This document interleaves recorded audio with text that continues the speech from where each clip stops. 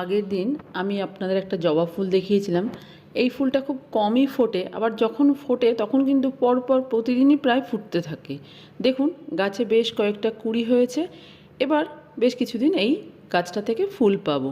আর এই ফুলের কুঁড়িগুলো কিন্তু খুব বড় বড় হয়, আর ফুলটাও দেখতে তেমনই সুন্দর। দেখতে পাচ্ছি বেশ 5-6টা মতো কুঁড়ি হয়েছে। এই ঢ্যাঁড়সটা আজকে তুলে নেব। ঢ্যাঁড়সটা বেশ বড় হয়ে গেছে, এর থেকে বেশি বড় করলে আর এরপরে খাওয়া যাবে না, তাই আজই ঢ্যাঁড়সটাকে তুলে নিচ্ছি। একটাই ঢ্যাঁড়স হয়েছে তাই একটাই তুলে নিলাম। আর এদিকে দেখুন একটা কুমড়ো ফুলও ফুটেছে, এই কুমড়ো ফুলটাও তুলে নিচ্ছি। ছাদে এখন সকালবেলায় প্রচুর রোদ, ভিডিওতে বোধহয় দেখে আপনারা বুঝতেই পারছেন, ঝলমল করছে রোদ। গাছে দেখুন বেশ কিছু পাকা লঙ্কা হয়েছে, এখন তোলার সময় নেই, পরে আমি এই লঙ্কাগুলো তুলে নেব বিকেলের দিকে।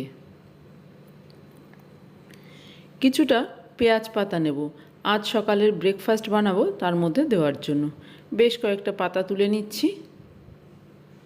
ভালো লাগে বাড়িতে বেশ এরকম গাছ থাকলে যখন যা প্রয়োজন তুলে নেওয়া যায়, বাজার থেকে কিনে আনার অপেক্ষা করতে হয় না, ঝটপট হাতের কাছেই পেয়ে যাই।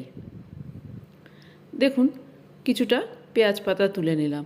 আজকে সকাল সকাল আমার হারভেস্টিং হয়ে গেল কিছুটা পেঁয়াজ পাতা, একটা ঢ্যাঁড়স আর একটা কুমড়ো ফুল। ছোট্ট ছাদ বাগান থেকে এটাই কিন্তু অনেক।